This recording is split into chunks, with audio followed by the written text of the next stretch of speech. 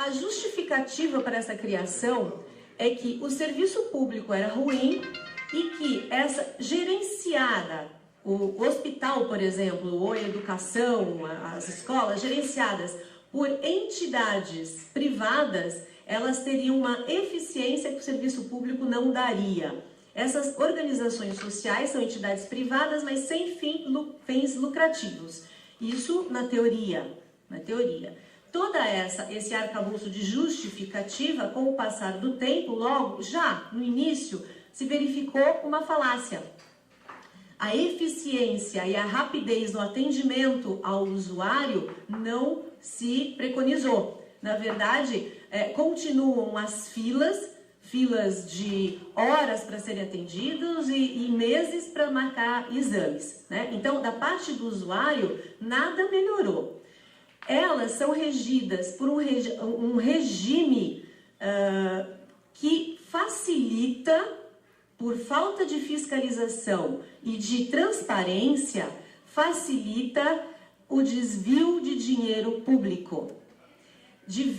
Inúmeros casos de OSs que fraudam o dinheiro público. O contrato prevê que elas forneçam determinados exames, que elas tenham um determinado atendimento, e não é isso o que ocorre. A falta de fiscalização se dá porque elas não precisam prestar contas para nenhum órgão público. Veja bem. Nem Tribunal de Contas? Para nada. Vai ter, por exemplo, a Prefeitura de São Paulo, há um tempo, pensou em contratar uma auditoria particular, porque os auditores públicos não estavam dando conta e não estavam conseguindo destrinchar o que acontecia com o dinheiro dentro da OS.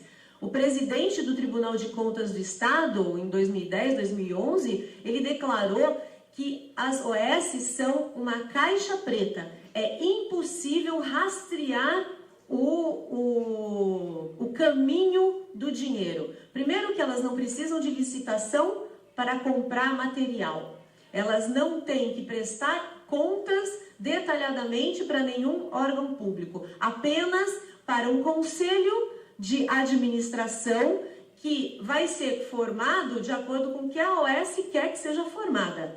Então, é um contrato em que essa OS gere um hospital, por exemplo, mas ela recebe todo o dinheiro do ente público, seja do Estado, seja da Prefeitura. Então, a nossa Prefeitura vai dar todo o dinheiro que está no contrato para uma OS, por exemplo, gerir o Hospital Conselheiro Neves, que ainda não foi inaugurado. Um exemplo. Ou uma policlínica, ou um pronto-socorro, um centro de diagnóstico, qualquer coisa que seja. Ou uma escola. É um contrato firmado fechado. O que acontece porta dentro, ninguém sabe. Isso já foi comprovado diversas fraudes, inclusive já se estima de 20% a 30% desse dinheiro público é desviado para fazer caixa 2 de campanha.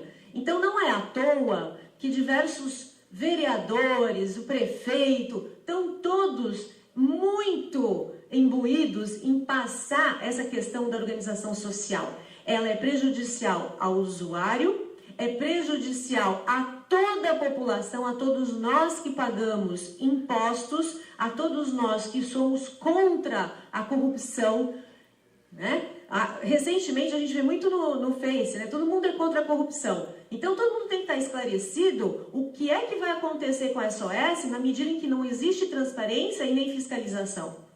A fiscalização, ela é falha, ela é ineficiente, existe uma dificuldade de se saber o que aconteceu com esse dinheiro. Então a gente não pode simplesmente entregar o nosso dinheiro, que faz tanta falta aqui na nossa cidade, para uma entidade que vai lucrar, porque também tem taxa de administração, não é à toa, ela lucra sim, e a possibilidade de haver um grande desvio de verba pública para fazer caixa 2 em campanha.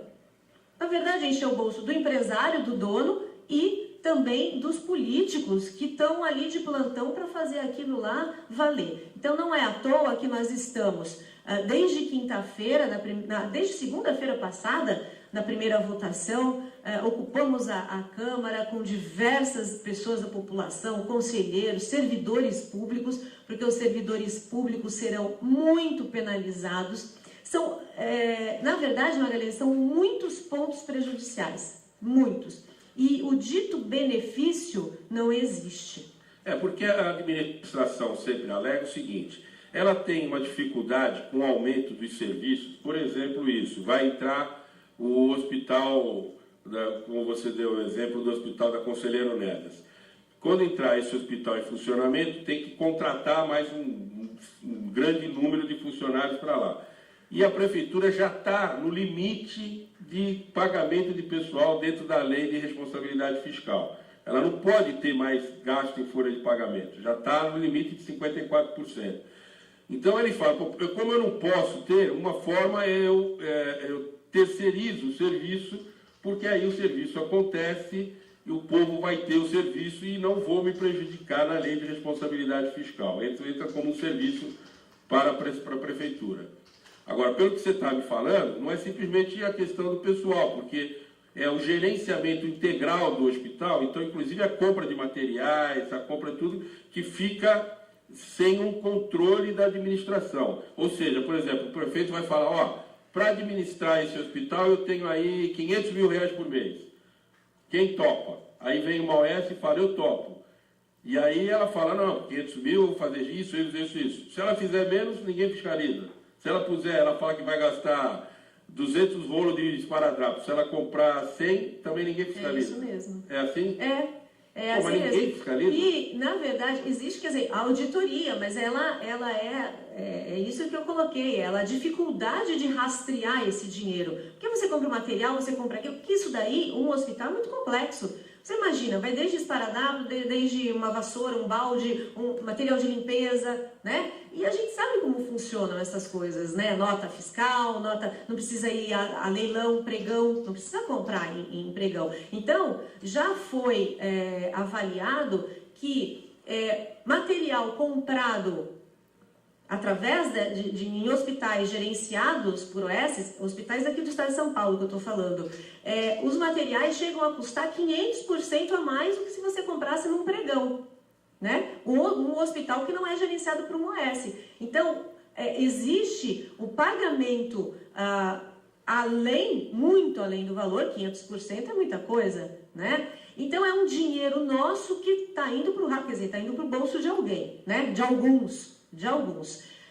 A outra situação é a seguinte, a lei de responsabilidade fiscal aqui, com relação aos servidores, ela não está no talo ainda. Existe um percentual, isso seria muito interessante, um servidor, por exemplo, o Sindicato de Servidores Municipais vir aqui falar e dar os dados exatos, né? Porque para justificar as coisas, eles falam qualquer coisa. Inclusive o prefeito disse que isso agora, ele estava fazendo, era compromisso de campanha. Agora, não ser compromisso de campanha não foi com a população, porque assistimos todos os vídeos de campanha dele, os debates, eu participei dos debates com ele, né?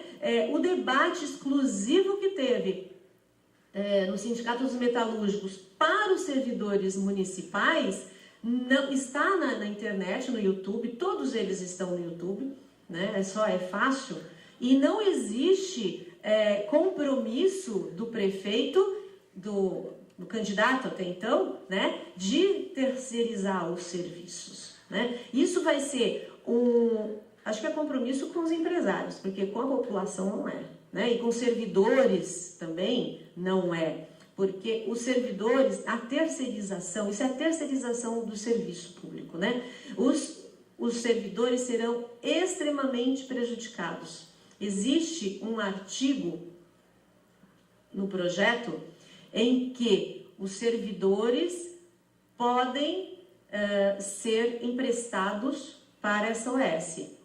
Não existe a possibilidade do servidor recusar. E o gasto, o custo desse servidor na OS vai ser pago na origem, ou seja, a prefeitura continua pagando esse servidor que está prestando serviço para uma empresa particular. Eu li, inclusive, ele pode ir para a OS e a chefia ser do pessoal da OS. Isso enseja um assédio moral. Existe uma ADIM, né, uma ação de inconstitucionalidade, já desde 98, para que o Supremo Tribunal Federal julgue a questão da OS. E eles fazem um apanhado enorme pelo país todo, sob o ponto de vista do desvio público, das fraudes, ponto de vista dos usuários e sob o ponto de vista dos trabalhadores. O que ocorre? Um assédio moral intensificado, porque as OS trabalham com metas, e a meta, gente, não é uma meta... quantos pacientes estarão curados? Não é a cura do paciente, não é isso. A meta é quantos foram atendidos no dia.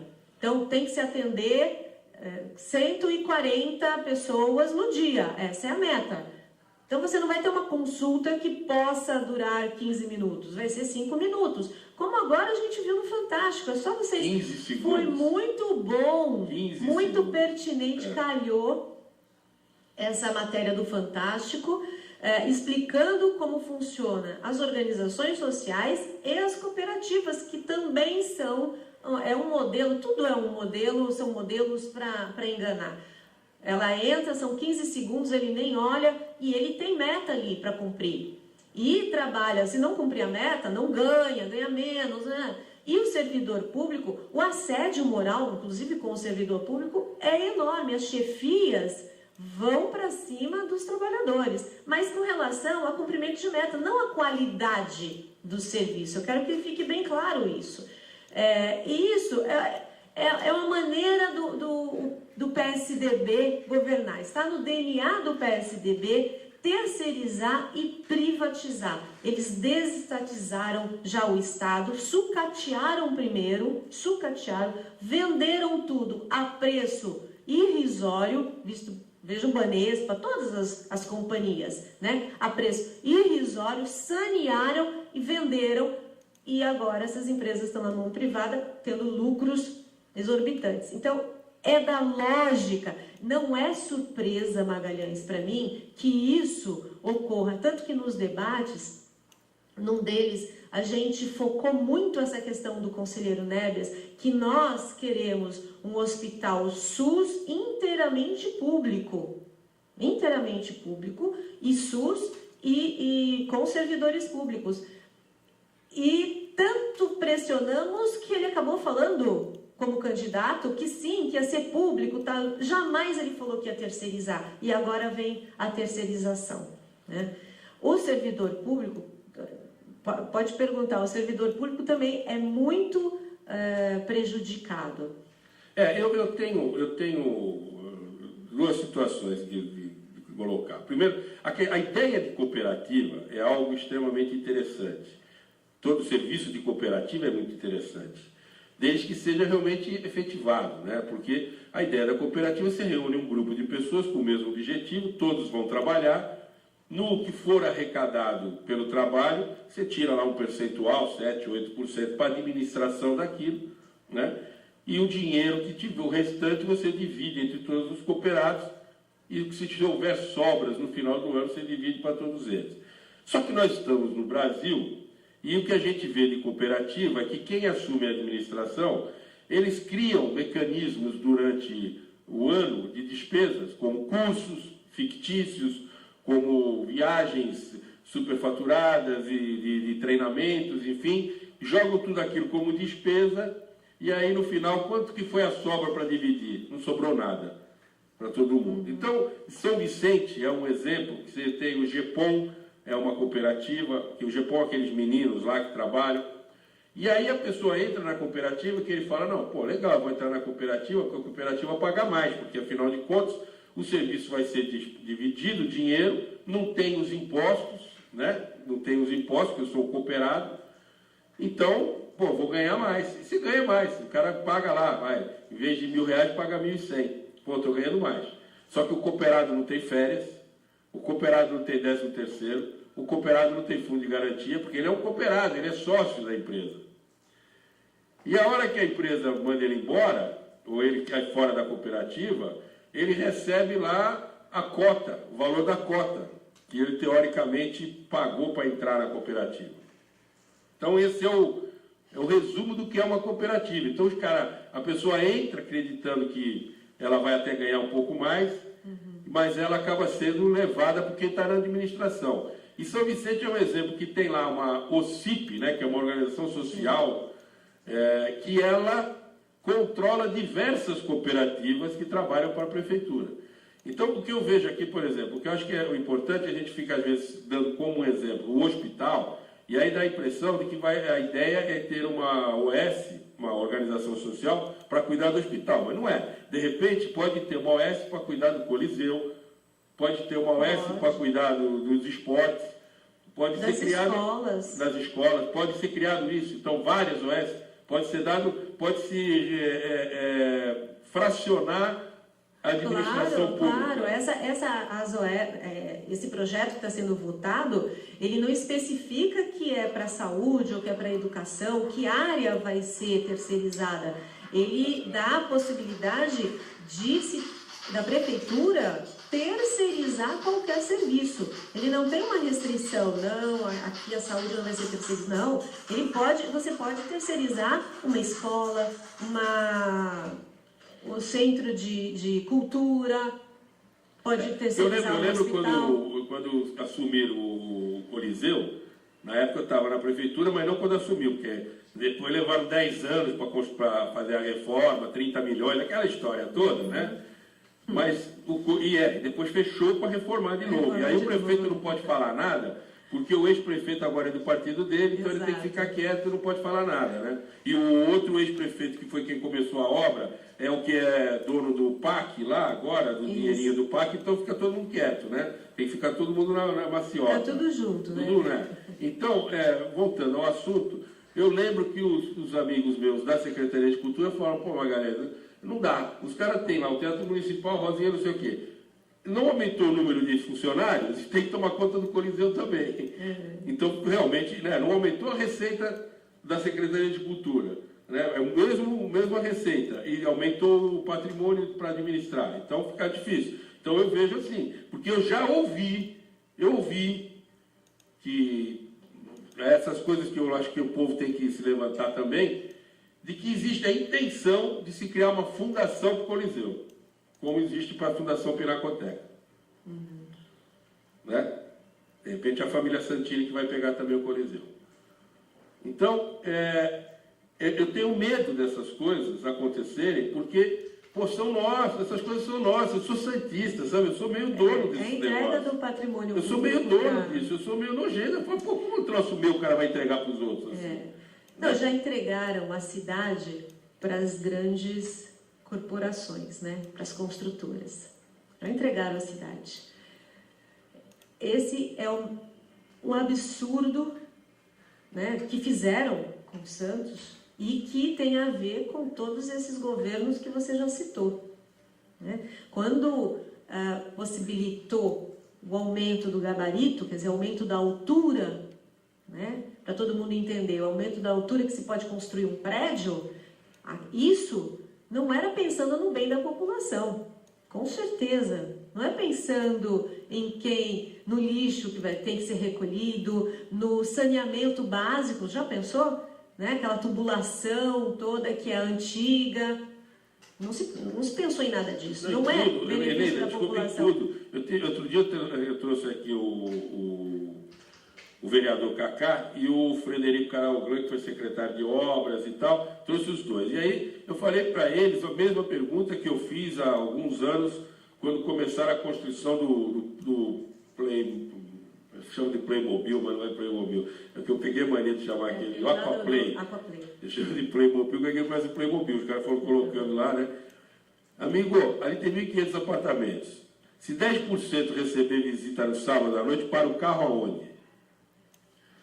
Aí, ontem eu estava conversando com os amigos, os caras falaram, pô, se o cara montar uma padaria ali, vai ficar rico. Não tem padaria ali. A padaria tem uma lá na outra esquina do Canal 1, tem uma outra pequenininha. Então, são coisas que eu falo, pô, vocês deviam, quando dão autorização para um empreendimento desse tamanho, o dono do empreendimento, deveria ser obrigado a construir um pronto-socorro na localização ali, de ter estacionamento fora para quem vem visitar a pessoa, de ter saneamento suficiente, deve ser responsabilidade, de ter uma escola, deve ser responsabilidade de construir essas coisas.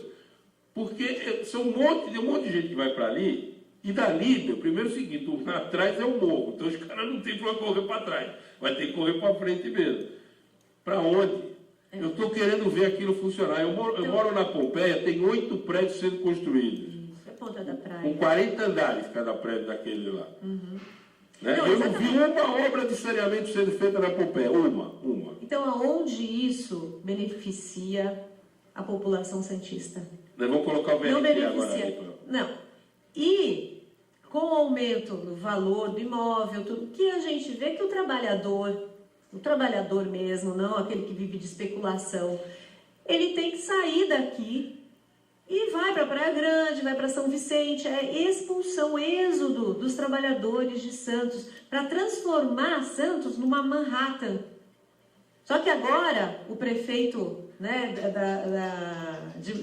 de Nova York não foi reeleito, né, foi outro, porque ele causou uma desigualdade social imensa. Transformou Manhattan, um centro muito bonito, muito limpo, muito tudo, e a periferia, né, com 50 mil pessoas dormindo ao relento, quer dizer, cada vez mais periferia. E é isso que nós estamos fazendo aqui em Santos, estamos deixando. Então, esses vereadores, os vereadores que votaram a favor do aumento da altura dos prédios, com certeza eles não pensaram na cidade. Como estão fazendo agora. Votando a favor das OS, porque tem alguns que estão fechados ali. Qualquer coisa que seja, qualquer discussão que seja, qualquer artigo que seja, qualquer coisa, seja moral, ética, eles votam a favor. Estão fechados ali e é a maioria. Então, por isso é a importância de se ter a diversidade dentro da Câmara também, para se ter pluralidade de opiniões, diversidade, ter voz. As opiniões contrárias, ter voz também, porque chega lá, só alguns poucos, alguns se abstêm, não ficam em cima do muro.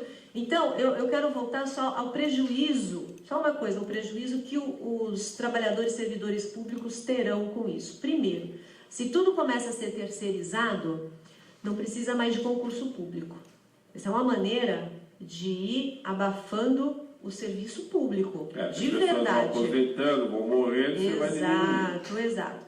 Além do fato de ser realocado, possivelmente em algum local que vai ficar sob chefia de uma organização privada, sofrendo assédio moral, sem poder reclamar, isso é fato. Agora, também tem a questão da previdência, da IPREV, do servidor público, e a questão da CAPEP. Por quê? Porque tanto o IPREV quanto a CAPEP, existe uma contribuição do servidor público para que haja o serviço, o retorno, a aposentadoria e o serviço de saúde, né, do plano de saúde deles. Como não vai entrar mais servidor, vai escassear a entrada de servidores públicos, essa poupança, esse fundo que vai servir para voltar como aposentadoria ou como plano de saúde, também vai minguar. Na hora que mingua, acaba. Aí a pessoa vai aposentar e não tem dinheiro. Exatamente. O servidor público vai aposentar e não vai ter dinheiro. Então, na quinta-feira, na quinta-feira nós voltamos, na segunda também, e os vereadores estão tendo uma estratégia de dar recesso meia hora, fica 15 minutos, dá mais meia hora. Nessa última agora, eles fizeram só algumas votações e encerraram a sessão, né? Chamaram extraordinária para terça, para quarta-feira, para sexta-feira. Hoje está marcado para ser a votação, não sei se será, né? Parece, já tem notícias que pode ser prorrogado para a semana que vem. Então, eles estão contando no cansaço, Não, a gente não pode cansar, não pode cansar. Quem tem plano de saúde vai ser prejudicado, porque não é só uma questão de saúde ou da educação, é o nosso patrimônio que está sendo entregue, é o nosso dinheiro que é recolhido, aliás, dinheiro de impostos, que agora foi aumentado 12% IPTU, não é isso? Então, todo mundo vai pagar mais impostos. Para quê? Para depois ser desviado, ser colocado num lugar que ninguém tem controle exatamente o que aconteceu com esse dinheiro? Então, a gente diz respeito a todos nós de Santos. Porque essa coisa do número de trabalhadores, teve um vereador aqui, eu falo para eles, e falo para todo mundo que vem aqui, eu não me fala nada em off, porque eu sou jornalista, amigo. Para mim não tem off, para mim off é informação, certo? Então, olha, o que acontece é o seguinte, o ex-prefeito deixou a Lei 650 com 3 mil pessoas. E, por lei, ele só pode ter 5% do número de funcionários, ou seja, tem 20 mil funcionários na prefeitura, então pode ter até 1.000 na Lei 650. E tinha 3 mil na Lei 650, quando o prefeito novo entrou, teve que mandar 2 mil embora e não contratar mais ninguém. E, com isso, caiu a qualidade do serviço, porque, quer queira, quer não, essas pessoas estavam trabalhando em algum lugar, né? Na saúde, nas obras, na limpeza, alguma coisa. Então, caiu a qualidade do serviço, e, segundo ele, em função disso, né? O mesmo vereador me disse que o ex-prefeito deixou uma dívida de 80 milhões no cofre público. Que não aparecia, né? E que ninguém fala, ninguém assume oficialmente isso, porque não pode assumir, porque ele agora é do mesmo partido, né?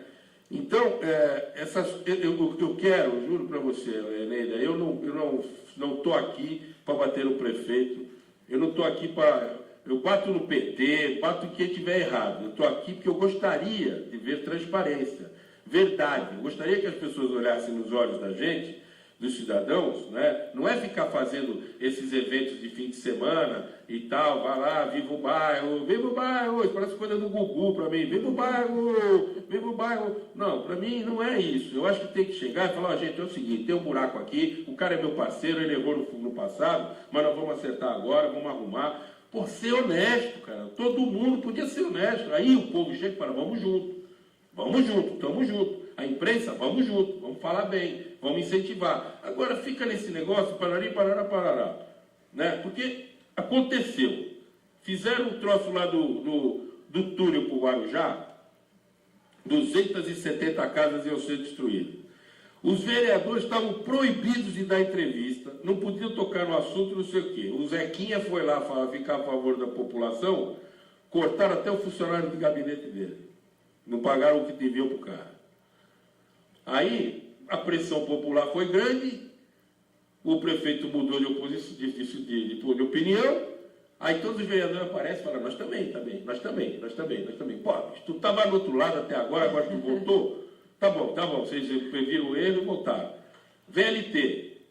Começaram a bater, aí a população do Campo Grande não se mobilizou muito, quem se mobilizou foram os feirantes.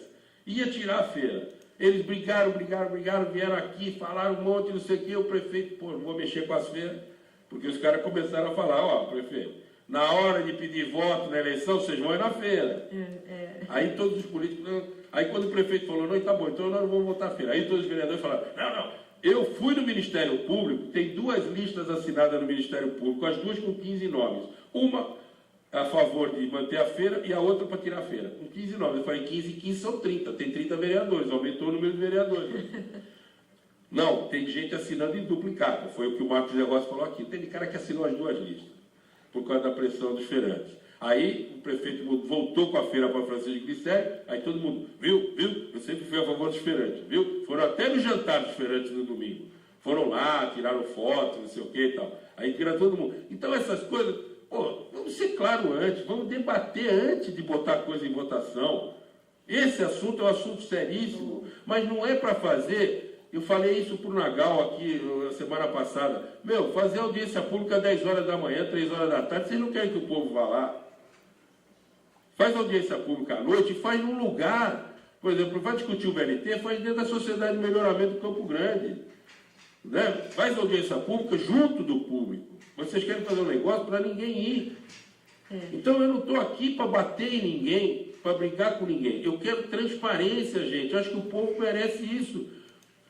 Eu chamei o secretário de Finanças aqui para explicar o aumento do IPTU, não veio. Amigo, você não vem, eu tenho o direito de pensar o que eu quiser, de falar o que eu quiser. Você não dá a sua informação oficial, eu trouxe a oposição para falar, meter o pau. Eu quero ouvir o lado oficial não vem, então eu tenho o direito de falar o que eu quiser. Claro. A começar, acho que começando um ponto que você se referenciou, sobre o déficit na prefeitura. Primeiro, que é muito estranho, né? Porque ano a ano se faz a prestação de contas e estava tudo bem, não tinha déficit nenhum. As contas apresentadas pelo prefeito anterior, pela gestão anterior, estava tudo correndo maravilhosamente bem com as contas da prefeitura, não é verdade? Não tinha déficit. Agora, assume o outro. Tem um déficit de 80 milhões, não tem dinheiro para cumprir, para honrar os pagamentos, não tem dinheiro, a prefeitura rasparam. Mas então o que aconteceu? Tem que ser averiguado isso. Alguém que está mentindo? Quem é que burlou? A gestão anterior, que fazia mágica com as contas e parecia que estava tudo bem? Ou é agora que tem dinheiro e está falando que não tem? Porque, na verdade, então, é algo que é incongruente. Na verdade, tinha dinheiro, agora não tem. Então, alguma coisa está errada com isso. A questão do túnel não acabou, porque existem 7 projetos, um deles passava pelo estuário, a população do estuário se mobilizou e conseguiu alterar, né, ter o compromisso de que não vai passar lá. Só que agora vai passar pelo Macuco, em algumas ruas do Macuco. A administração faz questão de dizer que são 50 casas caindo aos pedaços, mas não é verdade. Eu tenho participado das reuniões no Macuco, né, com a população de lá, é bastante gente, não tem nada de casa caindo aos pedaços, não são casas abandonadas, são famílias, principalmente famílias de portuários, que moram lá há muito tempo e que estão se mobilizando. Aliás, agora na sexta-feira, amanhã, sexta-feira, 18h30, na José do Patrocínio, com a senadora Dantas, vai haver as pessoas vão começar a se juntar lá para a gente fazer uma manifestação. Sair em manifestação pelas ruas do bairro, ali pela Afonso Pena, e eles vão ver o trajeto direitinho, né? Porque precisa dar visibilidade. A administração diz que são 50 casas caindo aos pedaços, como se ninguém morasse lá, e não é verdade. Então, não existe um estudo, ao meu ver, um estudo sério de impacto, tanto para a população, quanto impacto ambiental. O lixo, aquela dragagem toda, já vão colocar em São Vicente o lixo? Como assim? Vão colocar? Não sabem o que fazer com aquele lixo, né? Da dragagem, do aprofundamento do canal, e vão colocar em São Vicente. Então, é tudo feito a toque de caixa, parece que é tudo feito para a campanha eleitoral, né? Vem inaugurar a maquete da ponte, depois não é mais ponte, e tudo isso é dinheiro público jogado fora, porque para fazer esse estudo, para fazer a maquete, são 5 milhões, são tantos milhões, né? São empresas que são contratadas para fazer. Eu fui certa vez à audiência no VLT, e é uma piada, porque existe esse trajeto do VLT e existia a possibilidade de algumas pessoas que estavam querendo que fosse aquele trem por cima, né? Achei que iam discutir isso minimamente. Primeiro que você se inscrevia previamente para falar. Você não ouvia e depois as suas dúvidas você tirava. Não, você tinha que saber que você ia falar lá. Então você escrevia antes de começar a audiência. Lá dentro, se você tivesse dúvida, acabou, não tem mais chance.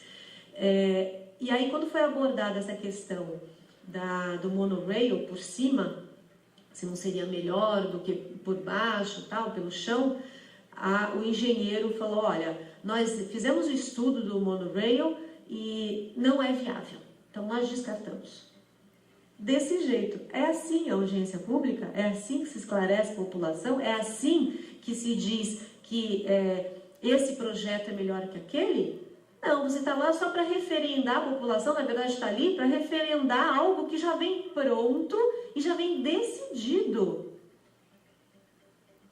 Isso é sério. É claro, deveria ser como você está falando, né? Mas não é, porque as coisas já são armadas por fora, por gabinetes, já está tudo certo. E é lamentável a falta de independência do nosso legislativo. Porque dizem que o legislativo é independente do executivo, independente do judiciário. Mas o nosso legislativo, com honradas exceções, não é independente. Ele é dependente do prefeito e foi assim já na gestão anterior e na outra gestão. E o que a gente vê é um samba de uma nota só, né? Então, em menos de um ano, teve a aprovação das PPPs, que é parcerias público-privadas, que são empresas também que fazem contratos com a prefeitura, com o município, sem risco nenhum, tudo pago, só vão ter lucro. A questão das OES, que está para ser aprovada, né? O aumento do IPTU. E no começo do ano, em abril, teve a questão da obrigatoriedade do cartão do transporte. Não sei se vocês lembram, nós do PSOL fizemos uma campanha muito grande. Aliás, quando o prefeito fez 100 dias de governo, nós fomos para a praça pública, com jornal, nos manifestarmos sobre 100 dias sem governo, né? E fizemos uma campanha contra a obrigatoriedade do cartão, né, a volta dos cobradores, não haver aumento da tarifa, isso muito antes de junho, das ruas de junho. Coletamos nas feiras cerca de 5.000 assinaturas, e aí houve a suspensão da obrigatoriedade do cartão. Então nós também suspendemos a nossa campanha. Fizemos uma campanha muito grande na cidade, em todas as feiras, todos os lugares, escolas, muito grande, realmente. Então, em um ano de governo, o que se apresentou à população? Uma demagogia, que é essa questão do Viva Bairro, né? Porque tem inclusive um programa de televisão que cobre isso, e toda vez que eu vejo os grandes benefícios que são apontados pelo jornalista é que teve a poda da árvore, da rua tal. É poda, e ele não consegue quase falar um segundo exemplo, que é a poda da árvore. A calçada é importante, mas isso já é feito, inclusive, pelo Legislativo. A poda da árvore, a lombada, a calçada, as calças. Então, uma série de promessas que foram feitas, que não estão nem de longe a gente vê a administração se mexer para cumprir, né? Com pessoas, inclusive, e essa questão do IPTU, as parcerias público-privadas, quer dizer, doar o nosso patrimônio público, doar a Santos para empresas que a gente sabe que só visam lucro e não o atendimento de qualidade. Elaine, a gente já está quase chegando ao finalzinho do programa, mas essa questão do VLT a gente vai ter depois uma outra vez conversar, porque eu te falei, a gente esteve entrevistando o pessoal do Ministério Público e eles até falavam o seguinte: nós não somos contra, o que nós queremos é que seja a coisa explicada. Quando você faz um estudo de impacto, você tem que fazer um estudo de todo o impacto. Perfeito. Não é, eu tirei uma árvore e vou plantar uma outra na esquina. Não é isso. Ele falou, se eu vou mexer com a feira, para onde que ela vai, para onde ela não vai, o que vai ser feito. Se eu vou mexer com a rua, por que eu estou mexendo? Você está falando que você vai alargar de um lado a Francisco Glicério, que vai acabar com a Marquês de São Vicente, aí então, porque vai valorizar a casa daquelas pessoas. Perguntaram para eles se eles querem isso? O cara mora numa via tranquila, que ele entra o carro na garagem, sai o dia inteiro com a maior tranquilidade. Vai virar uma avenida, ele quer isso? Perguntaram isso para ele? E é isso que o Ministério Público falou. Eu quero o estudo pormenorizado de todo o impacto. E outra, quais são as opções? Tanto que foi agora no relatório final do Ministério Público, foi isso. Nós entrevistamos há um mês antes de sair o relatório. Eu coloquei na íntegra aqui o programa, a entrevista que eu fiz lá com o doutor Dauri, com a doutora Alquêmia. fizemos, já um mês antes eles falaram, pô, nós estamos perguntando quais são as opções e tem que fazer o estudo de cada uma delas. E aí, com o estudo de cada uma das opções, nós vamos ver qual é a menos danosa para a cidade. E até o que deu no final do relatório foi isso. O que estão propondo, nós só entendemos que a única pessoa que vai ser privilegiada é o empresário Armênio Mendes, né? Que como se faz de bonzinho e diz, estou doando uma área de 3.000 metros, uma área que, segundo o Ministério Público, quando ele comprou aquilo, ele já sabia que ia passar um trem ali, porque existia o tal do TIM. Então, isso está no Ministério Público, não sou eu que estou falando, eu não estou falando nada porque eu estou inventando. Então, é outra situação que enfia a goela abaixo das pessoas. Então, isso está me incomodando muito. Você falou, são 4 coisas que você deu exemplo, 4 coisas que enfiaram goela abaixo da gente esse ano. Né? O cartão, eu tenho uma denúncia de que a pessoa que está comprando o cartão com 2 ou com 4, ela passa uma vez, quando vai passar a segunda não tem o crédito. Ah, aconteceu. E não foi uma nem 2 pessoas que já me falaram isso. Sim. E ela não tem para quem reclamar. É verdade. Porque na hora que põe o cartão, deveria aparecer no visor. Como você, quando pega o cartão do telefone, você põe lá, tem 50 créditos, conforme você está usando o telefone, vai abaixando. Você está vendo ali no visor quantos créditos você tem. E na hora que você enfia o cartão. No cartão do ônibus, isso não acontece. Então você não sabe se o teu cartão já veio descarregado ou não. Se o cara que está te vendendo já está vendendo um cartão usado. Sim. Você não tem como comprovar isso. Não estou falando que é culpa da empresa. De repente tem malandragem também no meio do caminho. Eu tenho essa informação também. Então, outra coisa que também já me falaram, que o Wi-Fi dos ônibus que tem aquela propaganda também não funciona. É o Wi-Fi. É o Wi-Fi. Se não for, não vai. Não vai, não vai. Então, são medidas, projetos, ideias que, na verdade, só fazem o bem ao empresário. E o empresário, o grande empresário, é 1, 2, 3, meia dúzia, 10, né? Enquanto nós somos 400 mil habitantes. Então a gente tem que, às vezes pensa que não tem nada a ver com isso, a nossa vida corre, a gente não vai ser afetado, a gente está sendo lesado, roubado e está concordando com as coisas e não se intera das coisas. Então a gente precisa participar, não é porque tem plano de saúde, não é porque tem filho em escola particular, não é porque tem carro, nós todos seremos afetados. Se não formos diretamente, mas indiretamente, no nosso bolso. Né? No nosso bolso. Então, é preciso realmente, e eu acho que cada vez mais tem gente se importando e gente participando, felizmente. Eneida, eu quero te agradecer muito a presença aqui no programa, espero que você volte outras vezes. Obrigada. Se não voltar antes do fim do ano, que tenha um bom Natal, um bom fim de ano, que comece 2014 com muita paz e saúde. E as portas aqui da Rádio Cacique, os microfones da Rádio Cacique estão abertos a você a hora que precisar e o pessoal dos sindicatos bancários também. Eu que agradeço o convite, foi ótimo, agradeço também aos ouvintes e desejo a todos um 2014 muito próspero, melhor, com muita saúde e paz para todos.